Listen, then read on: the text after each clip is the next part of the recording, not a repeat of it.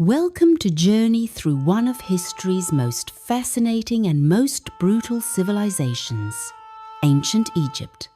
In this series, we are diving deep into why life in this golden land of pyramids and pharaohs was anything but glamorous. And we begin with the very foundation of it all, the land itself.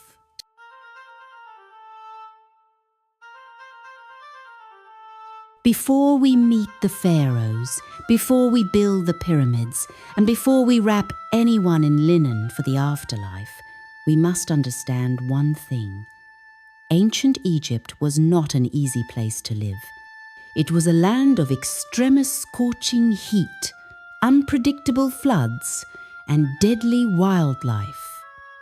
And yet, people not only survived, they built one of the most powerful civilizations the world has ever known. Ancient Egypt was located in the northeastern corner of Africa, bordered by vast deserts on three sides. To the west lay the Sahara, one of the harshest environments on earth. To the east, the Red Sea blocked easy access. To the south, the rugged Nubian desert. And yet, in the middle of all this, flowed the Nile River lifeblood of a civilization that would last for over 3,000 years. The Sahara Desert alone could kill a man in a single day. Temperatures soared above 120 degrees Fahrenheit, 50 degrees Celsius, and water was scarce. The Nubian desert to the south was just as unforgiving. And yet, somehow, the Nile River carved a green path through all this death and dust. Without it, Egypt would have been just another empty stretch of sand. The Nile was not just a river, it was everything. It provided drinking water, irrigation for crops, and transportation for goods and people. But it was also unpredictable. Too much water and your home could be washed away. Too little and your crops would wither. Life here was a gamble with nature, and not everyone won. Each year, around June or July, the Nile would flood. This was called the inundation, and it was the most important event in the Egyptian calendar. The river would rise, spilling over its banks and covering the land in a thick layer of rich black silt. This made the soil incredibly fertile, perfect for growing wheat, barley, and flax. But the flood was never the same from year to year. Some years it came late or not at all. When that happened, famine followed. No flood meant no food, and no food meant death. Other years, the flood was too strong. Entire villages were destroyed. Crops were drowned, lives were lost. It was a cruel cycle, and the Egyptians lived and died by it. Oh, and don't forget the wildlife. The Nile wasn't just water, it was home to crocodiles, hippos, and all kinds of creepy crawlies. Swimming was not exactly a relaxing activity, more like a game of don't get eaten.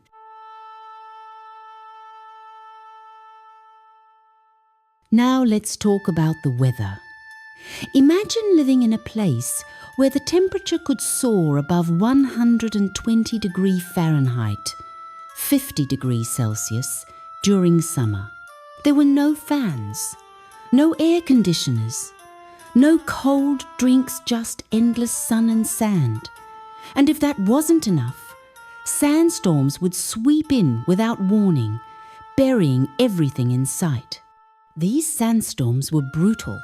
1 minute you're harvesting wheat, the next you're choking on dust and sand the size of tiny knives. People wore light linen clothes to stay cool, but even that couldn't protect them from the sunburn of 1,000 suns. To survive, Egyptians learned to work early in the morning or late in the evening, avoiding the midday sun. But even then, life was exhausting. Every day was a battle against the elements. And if you were a laborer or a farmer, you didn't get to complain. You just kept going. Imagine waking up every morning to a sky so bright it felt like the gods themselves had set fire to the heavens. Temperatures could soar above 120 degrees Fahrenheit, 50 degrees Celsius, during summer, making daily life a constant battle against the heat. Dehydration was a constant threat, and there were no air conditioners or cold drinks to save you. Hygiene was practically non-existent. People drank, bathed, and washed clothes in the same river where they dumped waste. Flies, fleas, and parasites were everywhere. Diseases like cholera, dysentery, and plague ran rampant.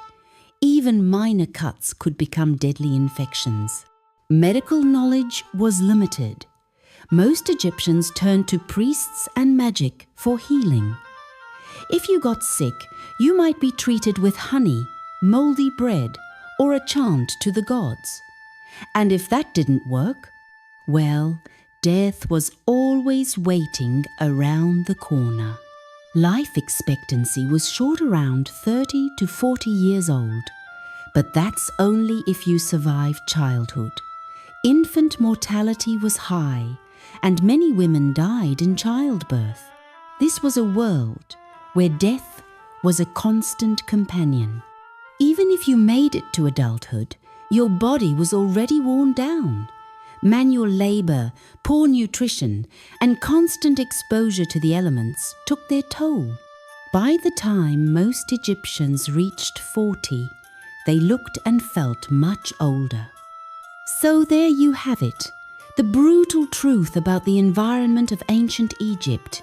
From scorching heat to sandstorms, from deadly diseases to unreliable floods, life was a constant battle against nature. But this was just the beginning.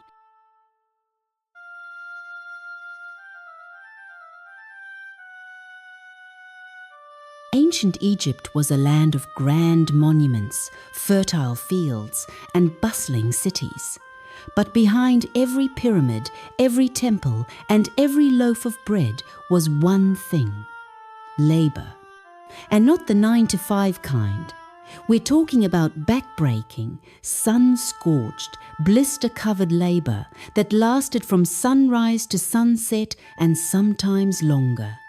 In this episode, we'll uncover what it really meant to work in ancient Egypt. Who did the work? How hard was it? And what did they get in return? Buckle up, because this is not going to be a comfortable ride. Let's start with the most iconic labor project in history, the construction of the pyramids.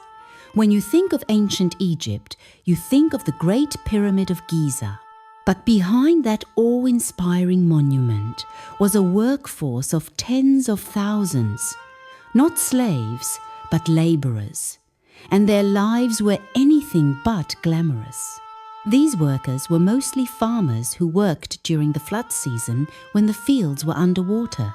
They were organized into teams with names like the Drunkards of Menkaure and the Friends of Khufu. But don't let the names fool you, this was not a fun summer job. Each block of stone weighed up to 2.5 tons, about the weight of a small car. These blocks were dragged on sleds across the sand, often with water poured in front to reduce friction. Workers pulled ropes, their muscles burning, their skin blistering from the sun, and if they slowed down, overseers were ready with the whip. They worked 10 hours a day, 6 days a week. Archaeologists have found skeletons with broken bones, spine damage, and signs of extreme physical strain. These weren't just builders, they were human machines. While the pyramid builders worked for a few months out of the year, farmers worked every single day. Farming was the backbone of the Egyptian economy, and it was no easier than pyramid building. Most farmers were tenant workers, meaning they didn't own the land they farmed. The pharaoh and the temples owned most of the fields. Farmers were required to give a large portion of their harvest to the state, often leaving them with barely enough to eat.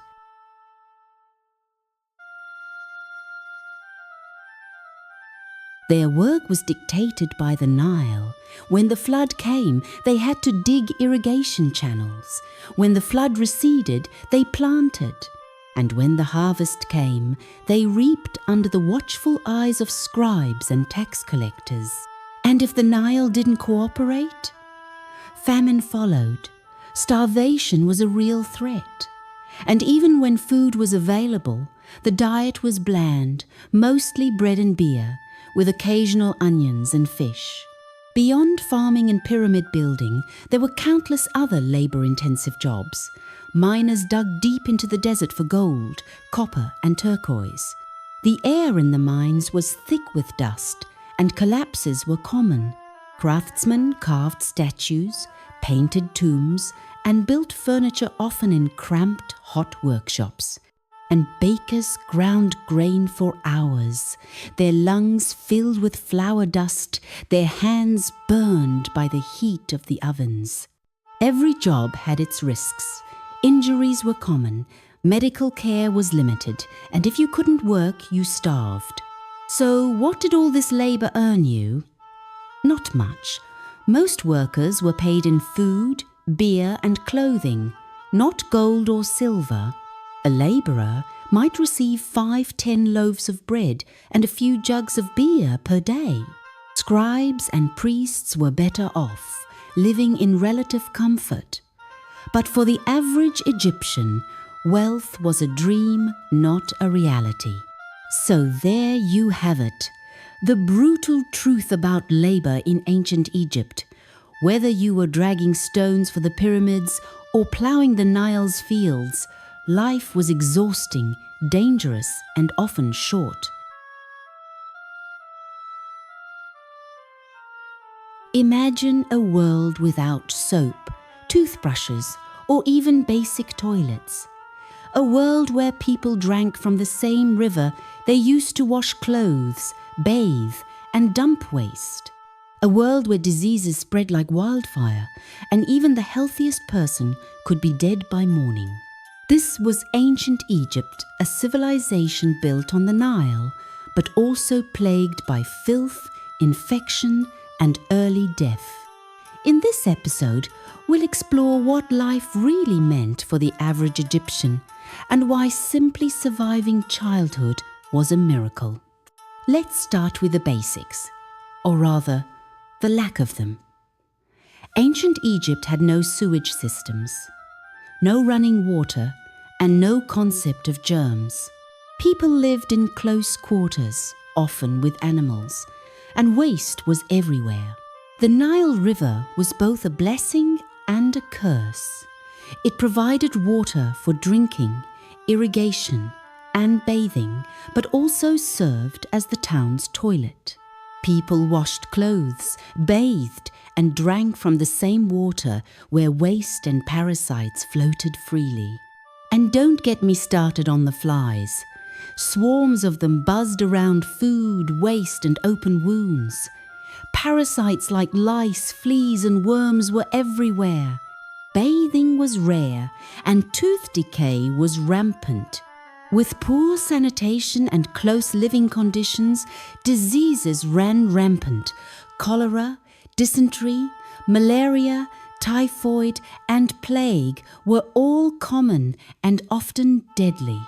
Malaria was especially widespread, carried by mosquitoes that bred in the Nile's stagnant pools. Tuberculosis was common among laborers who worked in crowded conditions, and if you were a woman giving birth, you had a real chance of dying either from infection or complications. Infant mortality was shockingly high. Around 1 in 3 children didn't make it past their first birthday, and if they did, they still had to survive malnutrition, infections, and accidents.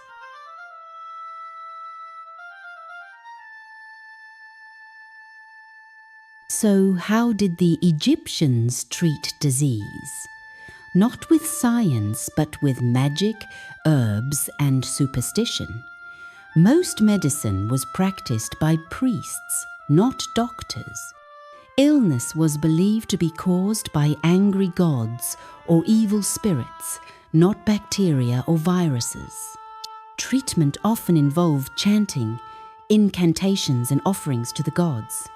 Some remedies were surprisingly advanced, like using honey for wounds or moldy bread for infections, which actually had antibiotic properties. But others were just strange.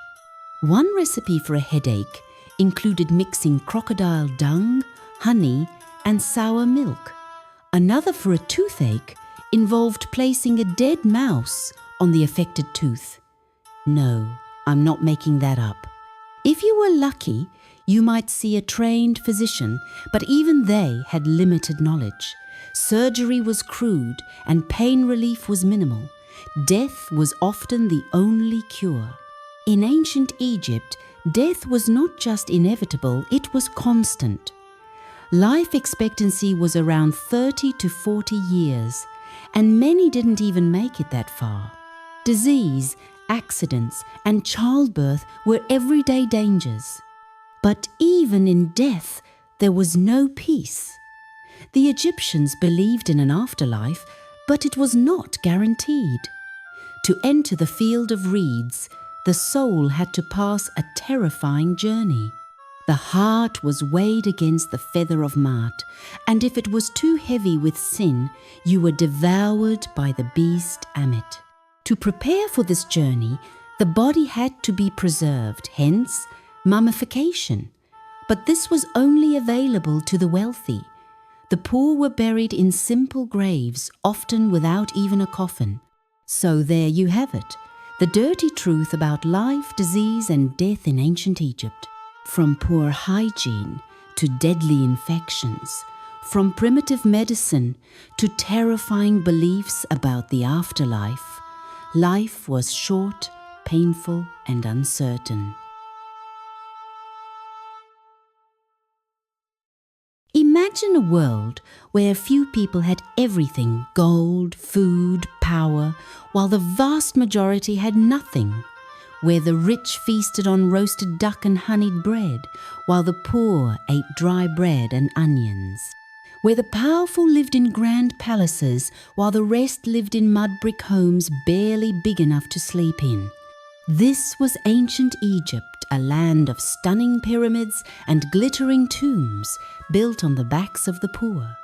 In this episode, we'll explore how society was divided and why most Egyptians had no chance of ever escaping poverty.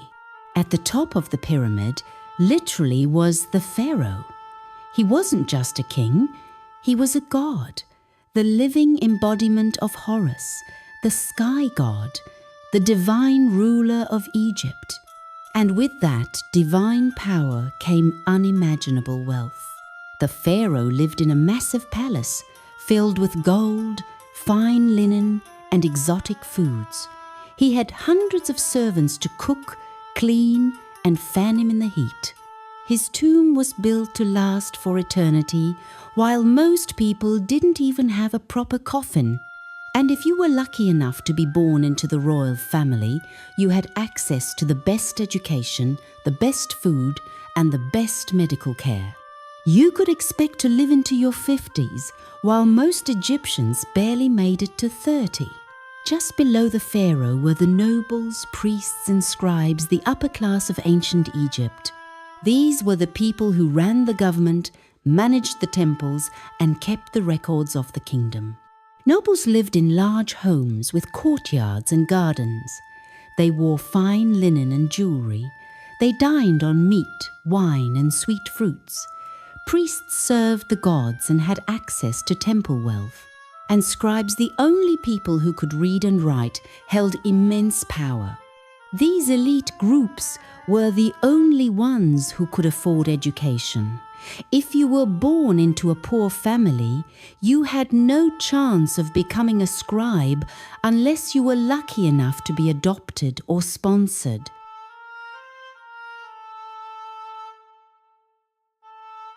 Now let's talk about the real Egypt, the one where most people lived. The farmers and labourers made up the vast majority of the population. They worked from sunrise to sunset, often with little reward. Farmers tilled the land, harvested crops, and paid heavy taxes to the state. Labourers built pyramids, temples, and tombs, often with broken bones and sunburned skin. And yet, they got very little in return. They lived in small, cramped homes made of mud bricks. Their food was basic, mostly bread, beer, onions, and fish. And if the Nile didn't flood properly, they starved. At the very bottom of society were the slaves and servants. Many were prisoners of war, captured during Egypt's many military campaigns. Others were debtors who had fallen behind on taxes. Slaves had no rights. They were owned by the pharaoh, temples, or nobles. They worked in mines, fields, and workshops, often under brutal conditions. And if they tried to escape, they were whipped, branded, or executed. Even servants who were technically free had little freedom. They worked long hours for minimal food and shelter. They were at the mercy of their masters with no legal protection. So, was there any way to rise above your station? Very rarely. Most people were born into their class and died in it. But there were a few exceptions. A few lucky boys from poor families could become scribes if they were smart and had a sponsor. Soldiers who fought bravely could earn rewards. And some servants were even adopted into noble families. But these were rare stories. For the vast majority of Egyptians, life meant hard labor, poverty, and early death. So there you have it, the brutal truth about social inequality in ancient Egypt. While the elite feasted and lived in luxury, the vast majority of Egyptians toiled, suffered, and died in poverty. Life was not fair, and for most, it was short, brutal, and unforgiving. When we think of ancient Egypt, we often picture powerful queens like Hatshepsut or Cleopatra, but those were rare exceptions. Most women lived lives of labor, childbirth, and struggle with little recognition or reward. When we think of ancient Egypt, we often picture powerful queens like Hatshepsut or Cleopatra. But those were rare exceptions. Most women lived lives of labor, childbirth, and struggle with little recognition or reward. In this episode, we'll explore what it really meant to be a woman in ancient Egypt, from the rights they had to the dangers they faced, and how their lives were shaped by both class and gender. Compared to other ancient civilizations like Greece or Mesopotamia, Egyptian women had surprising freedoms. They could own land, run businesses, inherit property, and even initiate divorce. They could appear in court, make legal decisions, and sign contracts. They could even keep their own earnings, unlike in many other societies where a woman's income belonged to her husband. But while these rights were real, they were also limited by class. Wealthy women had more freedom than poor women, and even the most powerful queen still lived in a male-dominated society. For most women, marriage was not a choice, it was a duty. Marriages were usually arranged by families, often when girls were still teenagers. The goal was to build strong family alliances, not to find love. Once married, A woman's main role was to bear children, especially sons. If she couldn't have children, her husband could take another wife or a concubine. Divorce was possible, but it often left women with little support. Women were expected to manage the household cooking, cleaning, and raising children. And if they were poor, they also had to work in the fields, in workshops, or as servants. One of the biggest dangers women faced was childbirth. There were no hospitals, no painkillers, and no antibiotics. Midwives used herbal remedies and prayers to the gods, but many women didn't survive. Infant and maternal mortality rates were high. Many women died from infections, hemorrhaging, or complications during labour. And even if they survived childbirth, their bodies were often worn down by constant pregnancies. And for those who did survive, life was still hard. They had to raise their children in a world of disease, poverty, and hard labour with little help and no guarantees.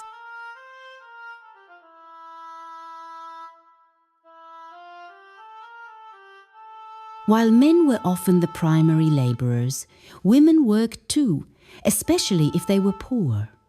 They worked in the fields, helped with harvests, and carried heavy loads. Many women were brewers. Beer was a staple of the Egyptian diet, and women played a major role in making it. Others worked as bakers, weavers, or servants in noble households. But despite their hard work, women were paid less than men. And if they were single or widowed, life was even harder with no husband to share the burden. Now let's talk about the elite women queens, priestesses, and royal wives who held real power. Some, like Hatshepsut, even ruled as pharaohs. Others, like Nefertiti, were powerful political figures. Priestesses served the gods and held high status in temples. Some were even daughters of the pharaohs, giving them both religious and political influence. But even these powerful women lived in a world ruled by men. Their power was often tied to their relationships as wives, mothers, or sisters of kings. And when their husbands died, so did their influence.